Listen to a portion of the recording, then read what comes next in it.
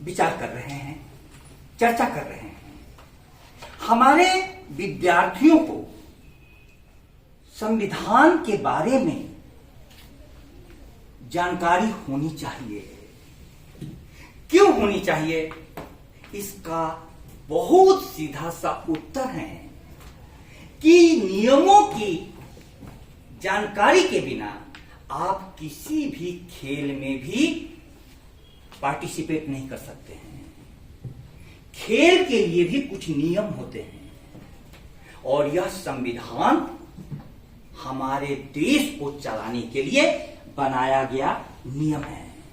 इसलिए मैं आपको आज के दिन संविधान से परिचय कराने के लिए दो पुस्तकें दिखा रहा हूं। एक है मौलिक संविधान और दूसरा है हमारे ही कॉलेज के professor doctor Shipra Rathore madam के द्वारा लिखा गया आधुनिक संविधान। यदि आप अपने शिक्षकों को नहीं जानिएगा तो आप उनसे जितना ज्ञान प्राप्त करना है वो नहीं कर सकते हैं। संविधान हमारे स्वतंत्रता सेनानियों के अमृत मंथन का परिणाम है। आप जानते हैं कि अमृत मंथन हुआ था, समुद्र मंथन हुआ था। समुद्र मंथन के बाद हमें अमृत की प्राप्ति हुई थी और जहर की भी प्राप्ति हुई थी।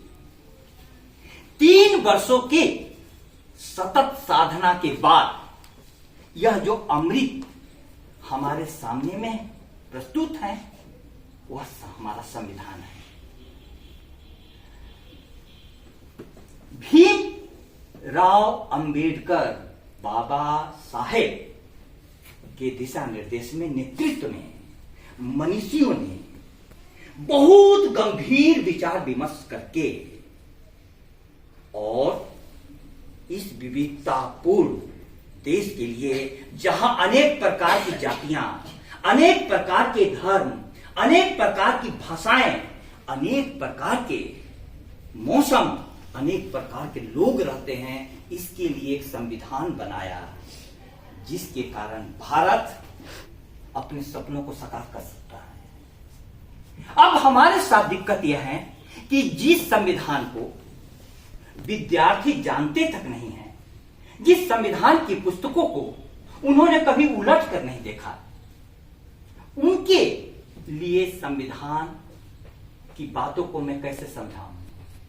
महाभारत युद्ध हो रहा था तो उस युद्ध के ठीक पहले कौरव और पांडव सेनाएं बैठी और भीष्म पितामह के नेतृत्व में उन्होंने युद्ध के नियम बनाए। युद्ध के क्या नियम थे? कि कोई भी एक वीर को घेर करके नहीं मारेगा। जिसके पास गदा होगा वो गदा वाले के साथ युद्ध करेगा, जिसके पास धनुष होगा वो धनुष वाले के साथ युद्ध करेगा। रात के समय में युद्ध नहीं होगा, गलत तरीके से युद्ध नहीं होगा। यह भारत है जहां पर युद्ध के लिए भी नियम बनाए जाते हैं। तो जीने के लिए तो नियम बनाना ही था। इसलिए हमारे संविधान निर्माताओं ने संविधान बनाया और इसके 2 भाग हैं। एक है प्रस्तावना, जिसको इंग्लिश में कहते हैं प्रियम्बल। प्रस्तावना में लिखा गया है कि हमारी मंजिल क्या है। हम भारत के लोग भारत को एक स्वतंत्र, प्रभुत्व संपन्न, समाजवादी, लोकतांत्रिक गणराज्य बनाने के लिए कैसा देश हम बनाना चाहते हैं और उसमें क्या प्राप्त करना चाहते हैं। स्वतंत्रता, समानता, न्याय और भ्रातृत्व सभी के लिए। यह हमारी मंजिल थी जहां मुझे पहुंचना है। अब मार्ग क्या होगा, इसके लिए बहुत सारे अनुच्छेद इसमें लिखे गए हैं। 22 भाग, कई अनुच्छेद इसमें है। आपको देखना चाहिए और इसके तहत हमारा देश चलता है। सभी कामों का बंटवारा किया गया। कार्यपालिका का अलग काम होगा जो कि देश का शासन चलाएगी। व्यवस्थापिका का अलग काम होगा जो देश के लिए नियम बनाएगी। न्यायपालिका का काम होगा जो हर प्रकार के कार्यों की परीक्षा करेगा कि संविधान के अनुसार है कि नहीं। उसके बाद प्रजातंत्र का चौथा स्तंभ है। प्रजातंत्र का चौथा स्तंभ किसे कहते हैं, यह भी आप लोगों को मालूम नहीं। प्रजातंत्र का चौथा स्तंभ समाचार पत्र को कहते हैं। समाचार क्या करते हैं, पत्रकारों को कहते हैं। पत्रकारिता वो हर प्रकार का न्यूज देकर करके हमें बताता है कि सरकार कौन सा काम कर रही है और उसका जनता में क्या है प्रभाव। अभी आपने सुना होगा कि सुप्रीम कोर्ट ने मुख्य चुनाव आयुक्त की नियुक्ति पर सवाल उठा दिए हैं और सरकार को बोला कि हमें बताइए कि आपने कैसे, किस प्रक्रिया से इसकी नियुक्ति की है। और उसमें उन्होंने कहा कि चुनाव आयोग स्वायत्त संस्था है, स्वतंत्र होना चाहिए। वो प्रधानमंत्री को भी किसी बात को मानने के लिए बाध्य नहीं है। प्रधानमंत्री को भी टीएन शेषन का उदाहरण था कि उन्होंने अपने तरीके से सारे चुनाव के नियमों को संचालित किया और भारत के चुनाव आयुक्तों में अपना अलग स्थान बनाया। प्रिय विद्यार्थियों, मैं यह कहना चाहता हूं आज के दिन कि संविधान के तहत आपको अधिकार दिए गए हैं। कल हम लोगों ने महिला हिंसा उन्मूलन दिवस 25 नवंबर को मनाया था। लड़कियों के साथ कितने प्रकार के अन्याय हो रहे हैं, लेकिन आपको अपने अधिकारों के बारे में जानकारी नहीं हो तो आप उन अधिकारों की मांग कैसे करेंगे। तो आपको अधिकार दिए गए हैं, लेकिन इस अधिकार के चेतना के साथ आपको कर्तव्यों को भी गिनाया गया है। कर्तव्य, मौलिक कर्तव्यों को भी बताया गया है।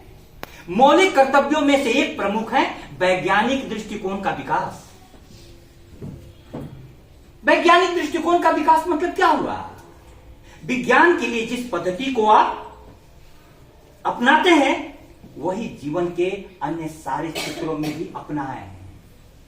हर बात पर गौर करें, विचार करें, चिंतन करें कि इससे हमारा क्या भला होगा, इससे हमें क्या नुकसान होगा। एक सजग नागरिक ही देश को ऊंचाइयों पर ले जा सकता है, देश को ऊंचाइयों पर ले जा सकता है। मैं अपनी वाणी को विराम दूं इसके पहले आपसे यह कहना चाहता हूं कि जो भी संविधान नहीं पढ़ेगा वह जीवन के कई महत्वपूर्ण लाभों से भी वंचित रह जाएगा और दायित्वों से भी वंचित रह जाएगा। मौलिक कर्तव्य यदि वैज्ञानिक दृष्टिकोण का विकास है तो आप संविधान को पढ़े बिना देश की समस्याओं के प्रति वैज्ञानिक दृष्टिकोण कैसे विकसित कर सकते हैं? कर सकते हैं? नहीं कर सकते हैं। तो हमें कहीं का भी, घर का भी एक नियम होता है, कॉलेज का भी नियम है चलाने के, उनसे परिचित होना चाहिए और उन नियमों के तहत हमें देखना चाहिए कि स्टूडेंट के रूप में क्या हम इस संस्था की गौरव गरिमा को बढ़ाने के लिए नियमों के अनुसार काम कर रहे हैं। और शिक्षकों को भी देखना चाहिए कि क्या हम इस संस्था के गौरव गरिमा को बढ़ाने के लिए अपने अध्ययन अध्यापन रूपी कर्तव्य का निर्वाह कर रहे हैं। इसलिए इस अवसर पर मैं आप सभी के लिए इतना ही कहना चाहता हूं कि उच्च शिक्षा के क्षेत्र में आप हैं तो आप यह जाने कि कर्तव्य रूपी जड़ें होता है जिस पर अधिकार रूपी फूल खिलता है। अधिकार रूपी फूल कर्तव्य रूपी जड़ों पर खिलता है। इसलिए कर्तव्य के बारे में सावधान रहें, संविधान को पढ़ें और हम सभी अब संविधान की शपथ लेंगे। सभी खड़े हो जाएं, हाथ को उठाएं और मैं संविधान की प्रस्तावना का वाचन कर रहा हूं और उसको आप लोग दोहराएंगे। सारे विद्यार्थी हाथ आगे की ओर कर लें। हमारा मंजिल क्या है, इसको हम बोलेंगे, आप भी एक साथ बोलेंगे। हम भारत के लोग भारत को एक संपूर्ण प्रभुत्व संपन्न समाजवादी पंथ निरपेक्ष लोकतंत्रात्मक गणराज्य बनाने के लिए तथा उसके समस्त नागरिकों को सामाजिक आर्थिक और राजनीतिक न्याय विचार अभिव्यक्ति विश्वास धर्म और उपासना की स्वतंत्रता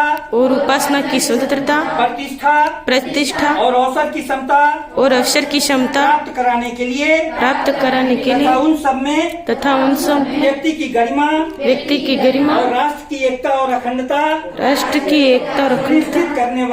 सुनिश्चित करने वाली बंधुता बढ़ाने के लिए दृढ़ संकल्प होकर अपनी संविधान सभा में आज तारीख 26 नवंबर 1949 ईस्वी नीति मार्ग से शुक्ला सप्तमी संवत 2002 विक्रमी को एतद द्वारा इस संविधान को अंगीकृत अधिनियमित और आत्मार्पित करते हैं। प्रिय विद्यार्थियों, हम लोगों ने संविधान को अंगीकृत किया, अधिनियमित किया, लेकिन अभी तक आत्मार्पित नहीं किया है। आत्मार्पित का मतलब क्या होता है कि हमने संविधान के साथ अपनी आत्मा जोड़ ली।